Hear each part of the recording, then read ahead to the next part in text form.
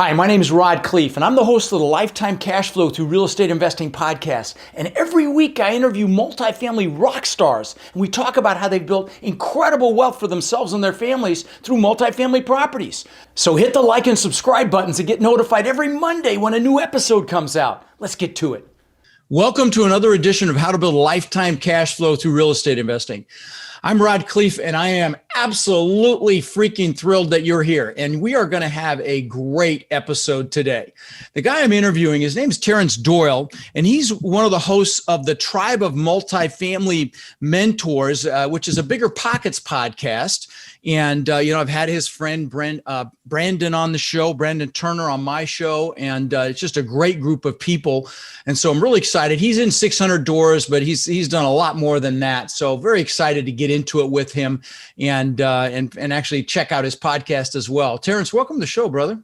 Rod, thanks a lot for having me. Yeah, let's have some fun up just today. looking at your background there.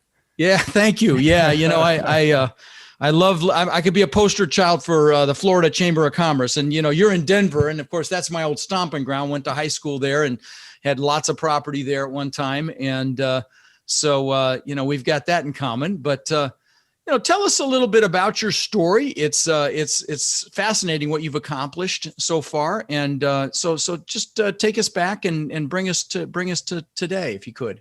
Yeah, well, first of all, I'm a big fan of everything you put out. I think you've offered tremendous value to myself and as well as so many investors and people that follow you around the country. So first of all, just an honor to be here and love the stuff you put out and thrilled to be able to have a conversation with you and just be able to connect. So, I was born in Des Moines, Iowa. Both of my parents were immigrants. My dad's from Canada. My mom is from Bogota, Colombia. She came to a school called Drake University in Des Moines, and that's where they met. And early in my life, I think 5 years old was the first time they put me on a plane, and I went by myself to Colombia and spent the summer there. And basically every year I was either going to school there or visiting for 2 or 3 months. And so, being in a third world country was like just part of my childhood. Learning a second language was really integral to my, upbringing and the way I was raised. And so super thankful for my parents, for that experience. And I think that's really, created a lot of the values and work ethic that have helped me get to where I'm at today. So that was kind of my childhood. I was, homeschooled for a lot growing up. Grew up in a really conservative Christian home and really just had fundamental values of just faith and, treating other people the way you want to be treated, things like that, things you're going to learn kind of in a small city like Des Moines in the Midwest of the country. So in college, I started a company with two of my college teammates. I was fortunate enough to play college basketball, and it was called OxyFresh Carpet Cleaning. And basically this was right as the economy was starting to tank. So it was like 2007, people are losing their jobs. They're looking to get into owning their own business. That we were in the service industry. The one thing we knew how to do was we knew how to get the phones to ring. And so we had some success. I was 21, 22. We were selling, within 3 years, we sold like 180 franchise units, which was wild. I mean, I had no idea, my dad didn't go to college. My mom, was, English was her second language. So, owning a business, owning real estate was never a thought for me growing up. And so that was my first exposure into being an entrepreneur, owning my own business. And then I was able to parlay that into buying foreclosures at the public trustee sale in Denver. So 2008, one of my other buddies comes to me and says, "Hey, we're going to start buying foreclosures." I had no idea what a foreclosure was at the time. I had to have him walk me through, okay, explain to me how this works. I didn't even own a home at the time, and we were doing pretty well financially, but I had no idea what it meant to buy a foreclosure, own a home. And so fast forward, 4 or 5 years later, we were doing 100 flips a year. I had funded the first one. I think the first flip we bought was like 50, and you'll appreciate this because Denver. We bought, in 2008, you could buy homes in Denver for 50, 60,000. And that was just, you could find them everywhere. What was hard to find then was capital. And obviously the market today is the inverse of that. So that was my first experience in real estate. I still didn't understand real estate, the fundamentals or anything. It was just, I knew that if you had cash, you could show up at the public trustees sale, you could get any deal you wanted.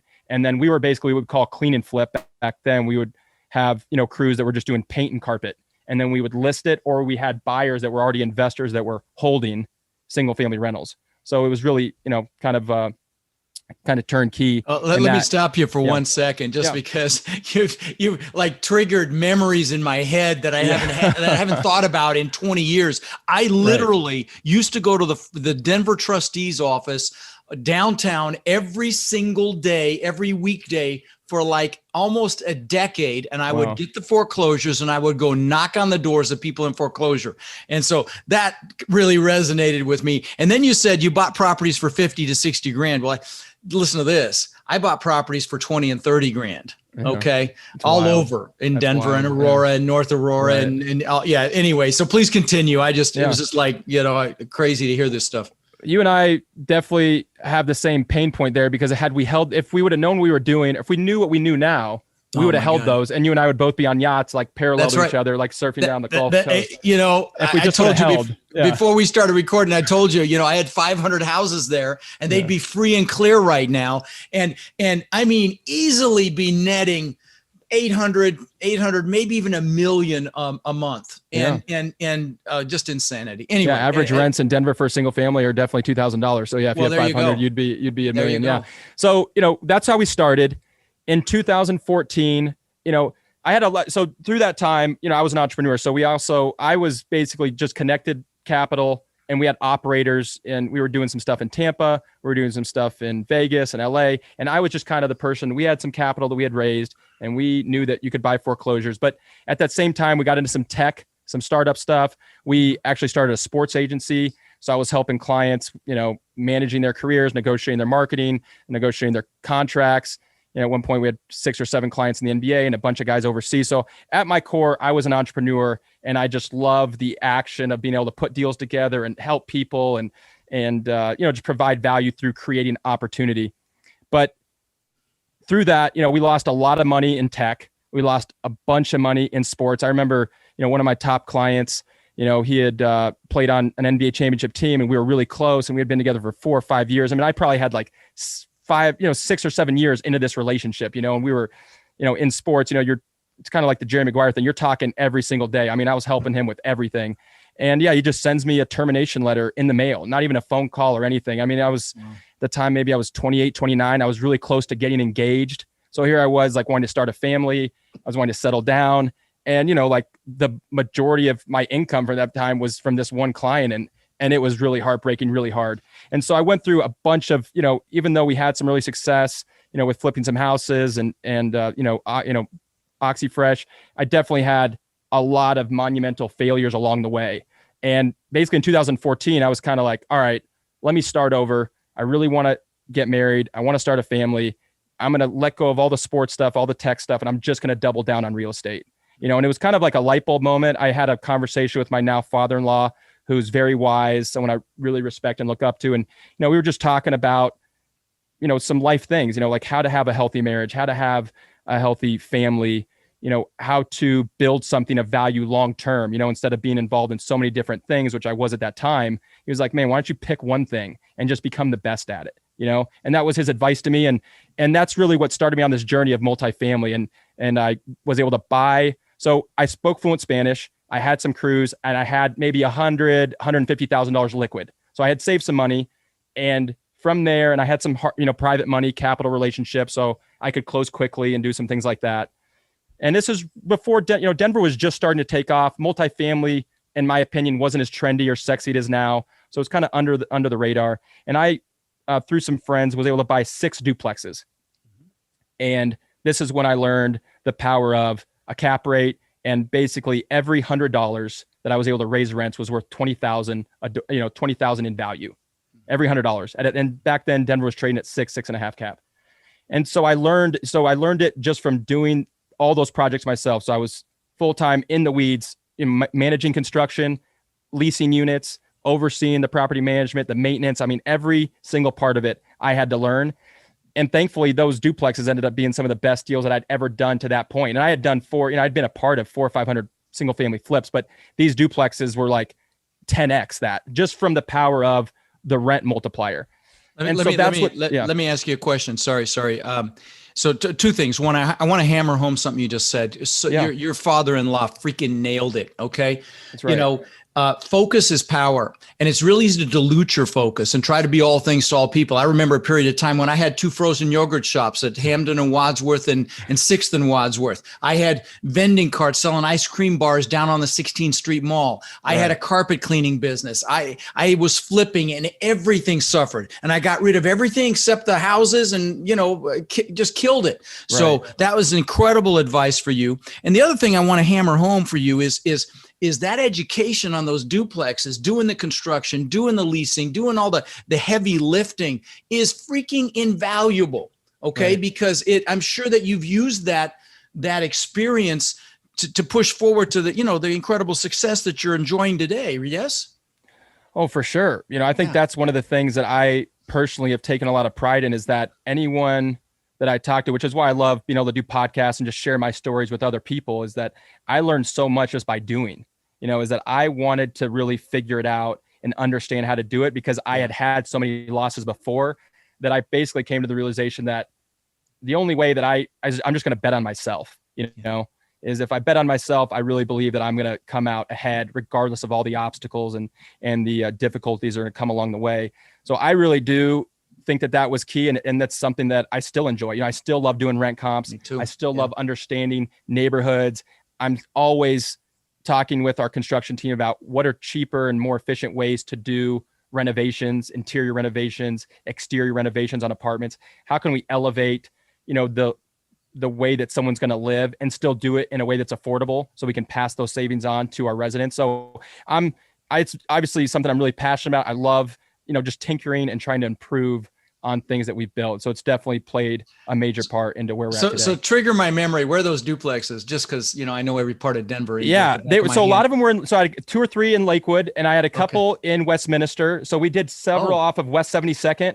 Oh yeah. That's where I went to high school, brother. Right up there. Anyway, we won't bore our listeners. Haven't got a clue what we're talking about, but I just had to know for myself. Love it. I grew up in Westminster. That's my hometown. Yeah. So West 72nd, we had several right off there. Nice. There's actually a project that I just did a couple of years ago, and I used to drive by one of the duplexes every single day right there. And it's still, nice. We did, nice. I basically had this scalable solution. We were doing the same paint, same windows, same roofs. So I can kind of identify, we did this one, and they still kind of look sure. Close to what we did. Yeah. Anytime I go to Denver, it's like I have memories on literally every single street, because every night I would be out driving around, knocking on doors. So, literally I was, I knew Denver better than a taxi driver. And so I've got memories on all these different streets. Yeah. So, Julian Street. Good. West Julian, King, Lowell, Meade, Newton, dude, Osceola. I know them all. I love Meade. We've done a bunch of good stuff on Meade, Wolf Street. Yeah. All that. Let me tell you a funny story. Just to digress for a second, because, people talk about market cycles, real estate goes through cycles. And I've been through, a couple of them in Denver. And I'll share a story that I shared on another podcast today, which was I had a house at 3351 West 30th. Okay. And Victorian house, flipped it, bought it for 56, sold it for 76. And the market crashed. And this is late 80s. Okay. And I bought that house back for 18. Okay. Ultimately sold it for 160. Now, correct me if I'm wrong. Isn't that area gentrifying, 30th and Federal? Like these houses are that's huge. That's like Highlands. That's probably worth $700,000-800,000 now. Boom. It's huge. Highlands. That's exactly where it was. Highlands. That's huge. Yeah. Is that crazy to see what has happened? Guys, if you can get in front of some gentrification, good God. So if you've got a, inner city location or near a city center location, and it's rough, but a couple blocks away, there's artists moving in and coffee shops and all that. And you're afraid to walk down the street that you're, a couple streets in, buy. Because I remember back in the day when it was, when down near downtown Denver was scary, and you could buy whole blocks were boarded up. You could buy them for 10,000 houses for 10,000 a piece. I bought a fourplex on 23rd and Vine, all 2-story units, 1,500 square feet a piece. I bought all 4 units for $80,000. That's insane. Yeah, each one is probably worth $800,000 million. Anyway, exactly. No, to drive your point home even more, so I had this thing going in Denver, and then I was like, I want to go do the same thing in Des Moines, Iowa. Because we were buying in Denver, and I was just seeing the power of cash flow and being able to drive rents and use construction as a way to force appreciation. So in 2015, I bought my first fourplex in Des Moines for $44,000. And I went there, and I remember calling one of my buddies back. I was like, dude, I want to buy everything here, because it's what you're talking about. There was areas where people in Des Moines thought were scary or dangerous. Mm-hmm. There's an area in Des Moines called the River Park North, and it's like a mile from downtown Des Moines, Iowa.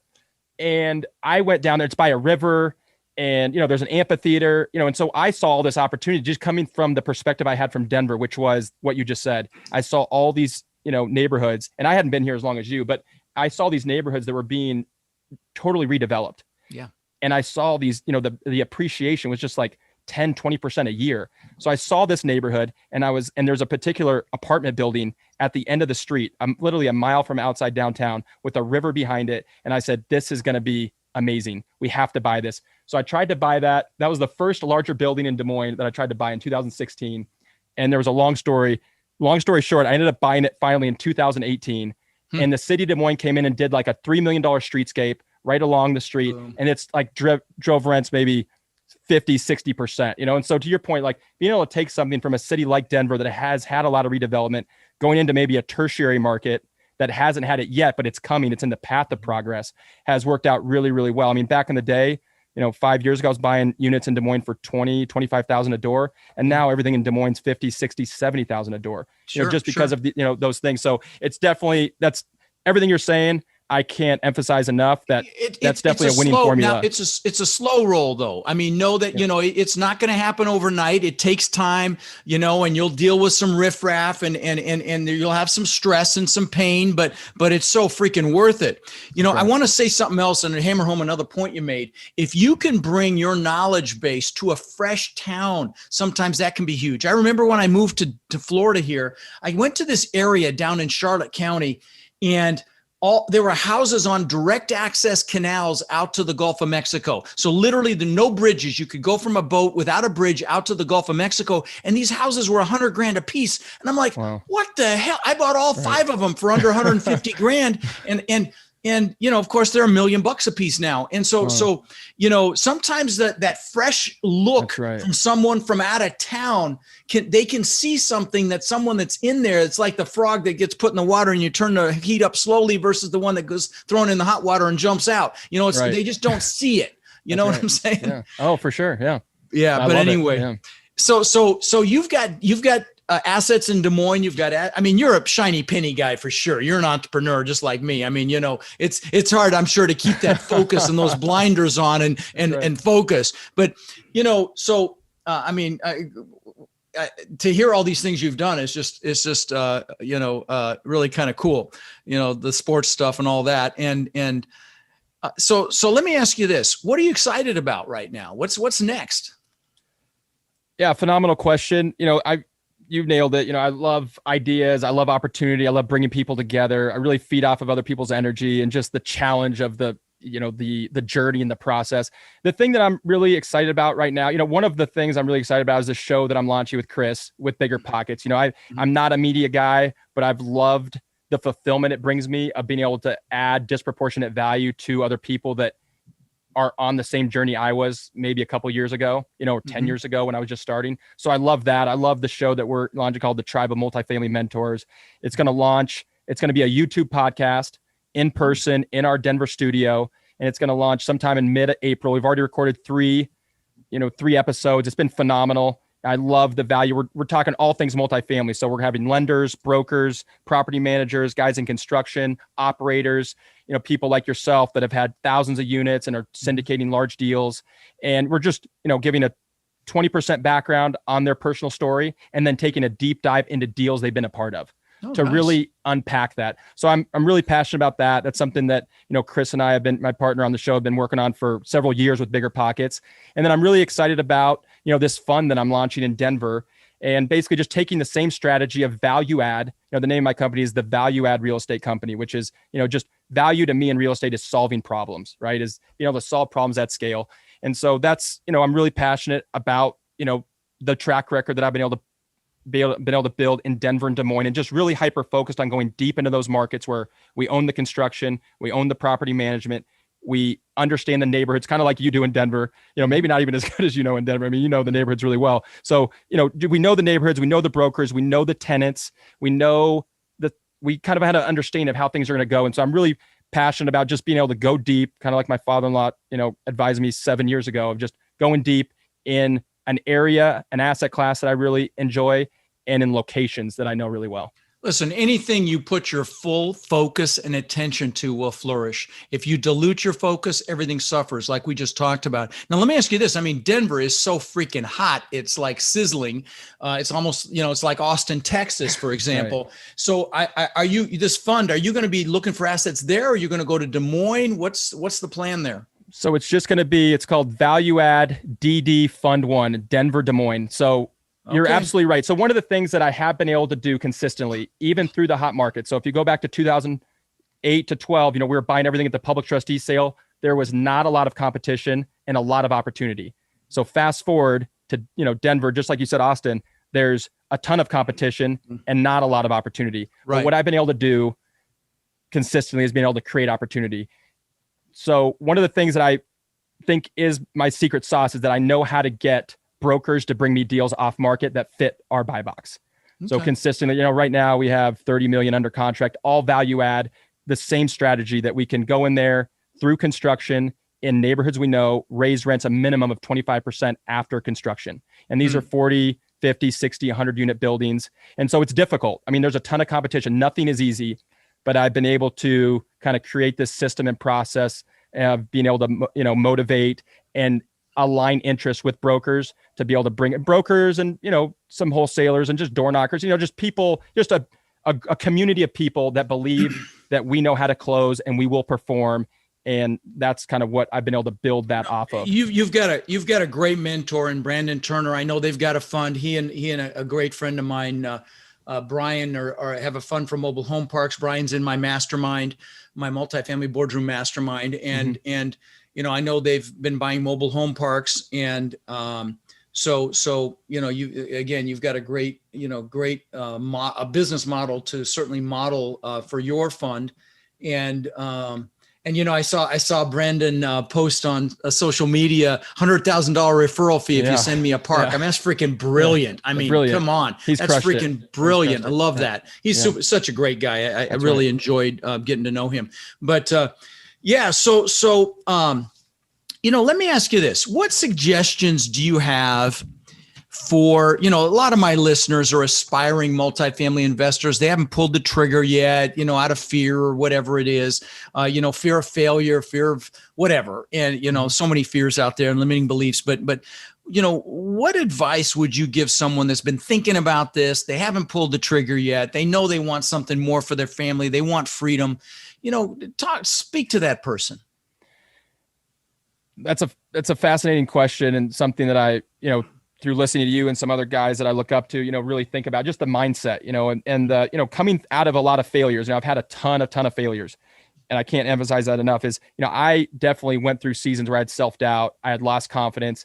I was kind of like, man, I wonder, multiple times I remember talking to my now wife, like, man, maybe I should just go get a job, 2013, 14, when I was in that transition of like, man, maybe this isn't for me. Maybe I just need to go get a 9-to-5, really dive deep and, and help someone else build something.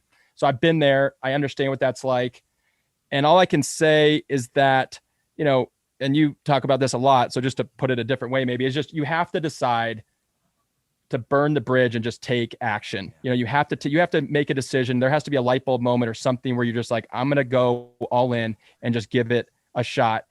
Something that's helped me, I come from a sports background, is I've been able to surround myself consistently with people that are really good at the things I'm not good at, and just having a little bit of self-awareness to say, okay, these are the 2 or 3 things that I do really well. Let me go find 1 or 2 people that do the other things really well, and let's find a way to align interest and work together, and so I personally just think that taking action has always been my thing. I didn't know, I'm not really qualified to launch a fund or do any of this, but consistently through my career has just been, I'm going to try it and I'm going to make mistakes, but I'm going to know how to solve the problem once I've made a mistake, and just being comfortable with, hey, I'm going to make mistakes. You have to just, there's no one that's batting, pitching a perfect game in entrepreneurship. You can attest to that. Any successful entrepreneur would say that. And so just being comfortable with making mistakes, I think I've gotten a lot more comfortable through the years of just realizing, hey, I may hire this person, they may be the wrong person. I may buy this property. Maybe I miss understood that market, and I'm going to learn from that mistake and do better the next time. But being comfortable making mistakes and then really deciding to take action are the things that stick out to me. Listen, recognizing that if you're not making mistakes, sorry, I hate to say it, you're just freaking not trying. Okay. Bottom line, mistakes are feedback. Okay. And you're never going to grow and become better unless you're getting that feedback. And very often it's critical feedback, and that's okay. That's how you become better. Failures, I call them seminars because they're feedback. It's only a failure if you don't get up or you don't get the lesson. And like you as an entrepreneur, I built 24 businesses. Several have been worth a lot of money, and most have been spectacular flaming seminars. Okay. So, bottom line, and that's how we grow when we become more. So listen, you are a one driven SOB. What's driving you, man? What's the why that's making you so freaking on it? I think that I love. Now dig deep. Yeah, coming from a sports background, I am competitive. I've always challenged, I'm always looking at myself and saying, how can I get better? I think one of the big things that sticks out to me early on in my life was coming from Des Moines, Iowa. In high school, I was one of the best basketball players in my city, maybe the state. And when I got to college, I realized that there was a lot of guys way better than me around the country that I never, my perspective was limited to I was thinking small.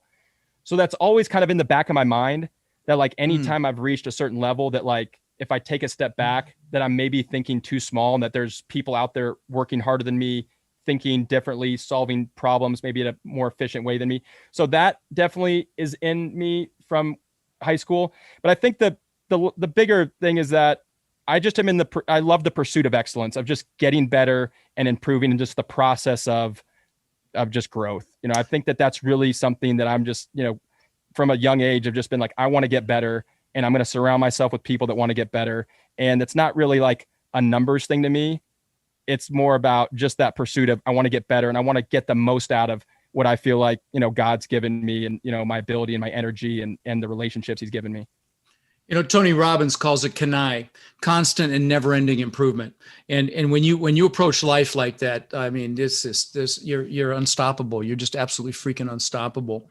So, what's your definition of success?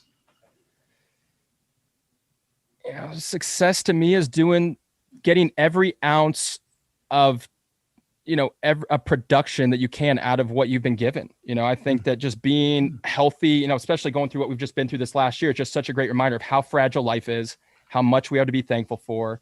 And, success is really just being able to look yourself in the mirror every single day and say, man, I'm giving it everything I have with what I've been given.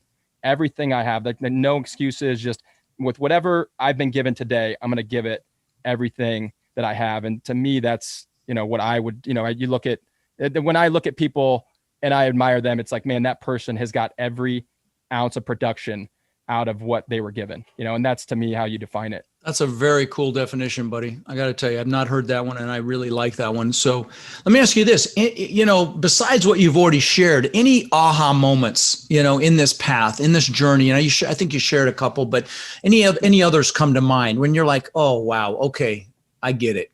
Or a pivotal moment. I mean, as human beings, we have these transitionary periods like you went through in 2013 and 14, and it can be very unsettling. It's very stressful, and it's part of growing and becoming more. But any aha moments come to mind when I ask that question? Probably similar to you. I've had to reinvent myself multiple times. I went from being, at a young age, we had done some good things on the franchising side, and then got into house flipping and, had to reinvent myself there. And then I was a sports agent, and then had to reinvent myself back into getting, into real estate full time. And then, from doing duplexes and fourplexes, I kind of had to reinvent myself to build relationships with a different group of brokers in 2016, 17, when I was trying to do like 20, 30 and 40 unit buildings. And in Des Moines, I was buying like 50 unit buildings. So I had to reinvent myself and figure out a way to connect with that group of brokers in Denver and Des Moines, and how to motivate them and how to break into that. And right now I'm kind of reinventing myself again to get into a higher asset class that you've been into, which is 100, 200 unit buildings in Denver, which is super difficult. I mean, we're talking, deals 20, 30, $40 million, which is much more money than I've ever, Yeah. acquired in the past. So I'm having to reinvent myself, and it's every single time it's a challenge.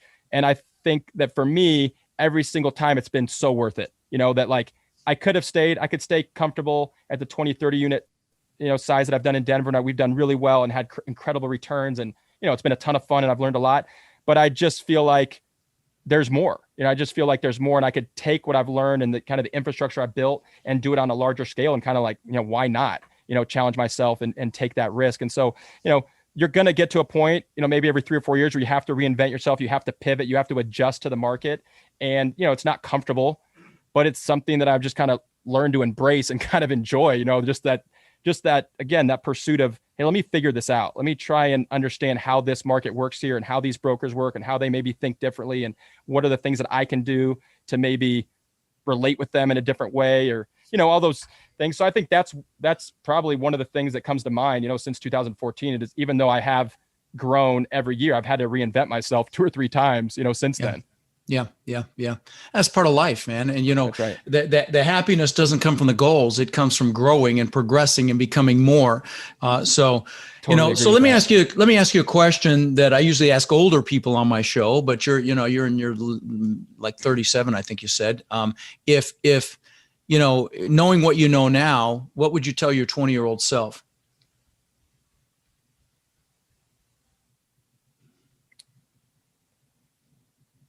I think that to be the best that you want to be, you're going to have to go through some really difficult times, and I think that as human beings, we tend to try and avoid pain and suffering and discomfort, and I know that you can relate. Great with this. answer, brother. And Great you have answer. to do that, and so I've obviously been through that, not because I chose, I wanted to, or it was fun, but man, the times that I learned and grew the most were when I lost the most money, had the hardest conversations, and took the biggest losses, and I went through seasons. There was time, I was just about to get engaged. I had lost so much money. I had such big like setbacks, and I was like wanting so much to have a family. And I had this idea in my head of like, man, I want this, and I want to have this much in the bank, and I want to have this much coming in monthly. And I had this idea of like what it looked like to be financially stable for a woman and to start a family. And man, none of that happened. You know what I mean? None of that. And so it was really, that was really hard for me. So I definitely feel like there was seasons where it was so difficult. I had so much doubt and setback, but those are the times that I grew the most and helped me get like disproportionately higher levels than I'd ever been before. And so I just think as humans, you have to. What a great answer, man. I got to tell you, because and those of you listening, what he just said is so spot on, because when you fear those times of your life or you avoid them, you're never going to grow. And it's okay to go through the mix, to go through the soup, and deal with those setbacks, because you come out so much stronger. And I mean, I what a great answer, brother. Really impressed with that answer. Because that's the bottom line. It's so many people fear failure or fear rejection or fear this and that. And they never take action on their dreams. And it's just so freaking sad. I'm going to tell you guys, fear regret a whole lot worse than you fear failure. So, great answer. Do you have any favorite quotes or anything that jumps out? I mean, I love to dig into what drives people and motivates them and pushes them, or any morning ritual that you do, or anything that you do to stay pumped. My favorite book is called Shoe Dog by Phil Knight. Oh, love that one. If you're an entrepreneur out there, or you're looking to get inspired by a great, I think, American success story. I mean, this guy, I can't tell you how many times I've read chapters in that book feeling like defeated, like, man, I've done so much. I mean, he was selling $500,000 of shoes, and then he would be, go order $1 million and be broke again, and did that all the way up until, he took it public, and I love his perspective at the end of the book, kind of looking back. And I just think that's a phenomenal. So there's so many great quotes in that book and stories and analogies. And, it's regardless of how you feel about the brand Nike, it's an incredible story. And I love, a lot of the examples that he has and the lessons he learned. A morning routine. I love to work out early. I have Chris and I were just talking, I have 2 young kids under the age of 3. So they're getting up, 5 a.m., 5:30, sometimes 4:30. So I'm up early, and I'm taking a the first thing I do is take a cold shower. Mm-hmm. And I think that really, and I've been doing that for maybe a year or so.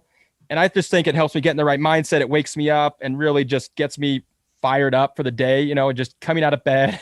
And your brain is kind of like, you have to train it.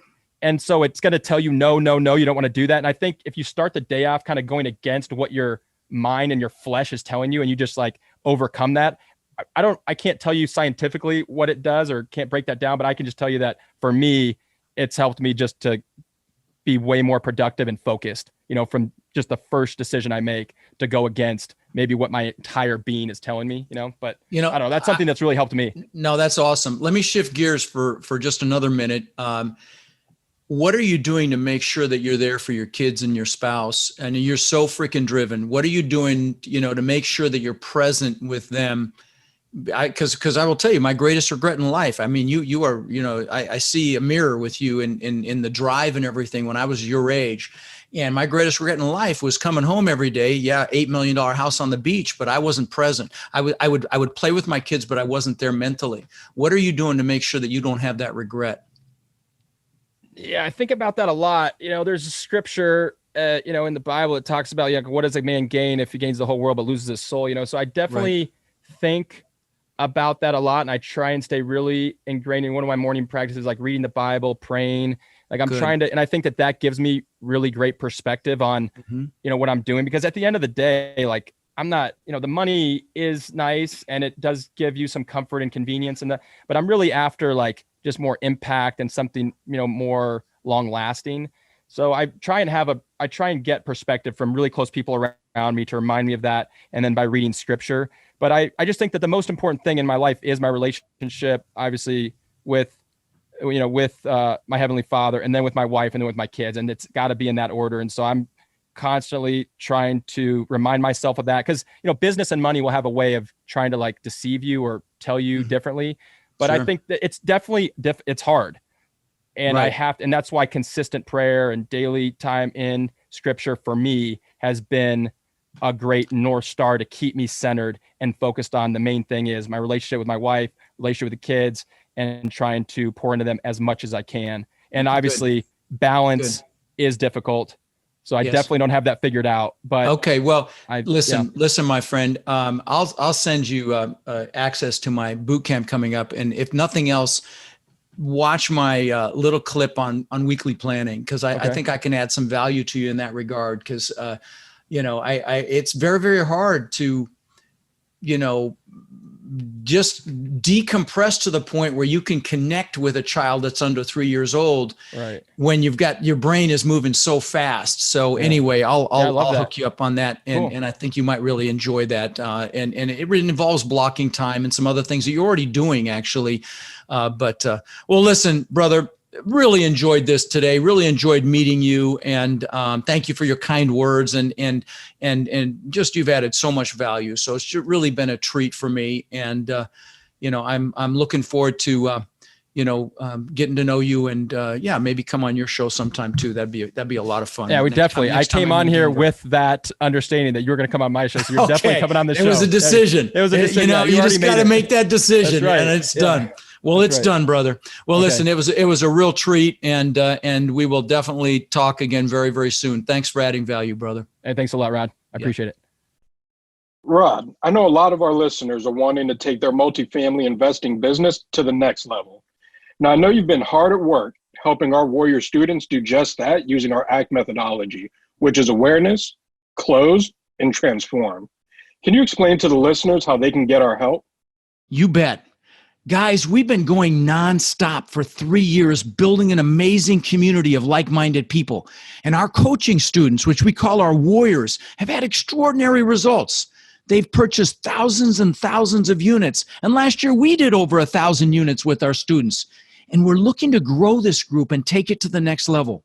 We're looking for people who want to follow a proven framework that's really step by step, and then leverage our systems and network to raise equity, to find and close deals, and to build partnerships nationwide. Now, our warrior community is finding success in any market cycle. So if you're interested in finding out more about how you can become more of our incredible network and take advantage of the incredible opportunities that are coming very soon, apply to work with us at mentorwithrod.com or text CRUSH to 41411. That's mentorwithrod.com or text CRUSH to 41411.